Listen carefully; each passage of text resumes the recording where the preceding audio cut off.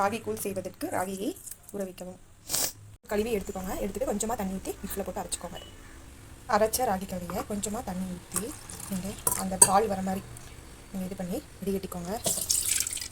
வடிகட்டினதுக்கப்புறம் இந்த சக்கையை மட்டும் நீங்கள் தூக்கி வீசிடலாம். நம்ம எடுத்து வச்ச ராகி பால் இதை நீங்கள் அடுப்பில் வச்சு கிண்டிகிட்டே இருந்தீங்கன்னா ராகி கூழ் ஆகிடும். இதை கொஞ்சமாக உப்பு போட்டுக்கோங்க. கிண்டிகிட்டே இருக்கணும். கை எடுக்காமல் அப்படியே கிண்டிகிட்டே இருங்க. இதுனா கட்டி ஆகிடும். லாஸ்ட் வரைக்கும் நீங்கள் இதே மாதிரி கலக்கி விட்டே இருக்கணும். அப்போ தான் கூழ் ரெடி ஆகும். இப்போ ஒயிட் கலரில் இருக்குது. இதை போக போக ப்ரௌன் கலரில் ஆகிடும். இது நீங்கள் குழந்தைங்களுக்கு இல்லை நீங்கள் கூட கூழ் மாதிரி குடிக்கலாம் டெய்லி பிரேக்ஃபாஸ்ட்டுக்கு. மெயினாக இது குழந்தைங்களுக்கு கொடுத்தீங்கன்னா ரொம்ப ஸ்ட்ரென்த்தாக இருப்பாங்க. பார்த்தீங்களா, லைட் ப்ரௌன் மாறிட்டே வருது. நீங்கள் கலக்கிட்டே இருந்தீங்கன்னா இன்னும் திக் ப்ரௌன் ஆகும். இது கலக்கிட்டே இருக்கணும். நீங்கள் இதில் நீங்கள் உப்பு இல்லைன்னா சக்கரை எது வேணால் சேர்த்துக்கலாம். நான் உப்பு சேர்த்திருக்கேன். உப்பு தான் பெஸ்ட்டு. நீங்கள் வெள்ளை சக்கரை போடுறதுக்கு பதிலாக கரும்பு சக்கரை போட்டுக்கோங்க.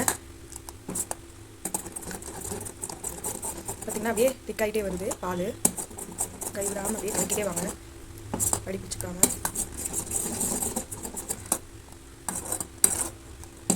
பார்த்திங்கன்னா அப்படியே பொங்கு வருது. உங்களுக்கு இன்னும் இது திக்காக கொடுக்கணும், குழந்தைங்களுக்கு ஸ்பூனில் கொடுக்கணும் அப்படின்னா இன்னும் கொஞ்சம் கூட நீங்கள் கெட்டி கட்டுற வரைக்கும் வெயிட் பண்ணிக்கலாம். நான் தண்ணி மாதிரி வேணுங்கிறனால நான் ஒரு பொங்கலை ஆஃப் பண்ண போகிறேன்.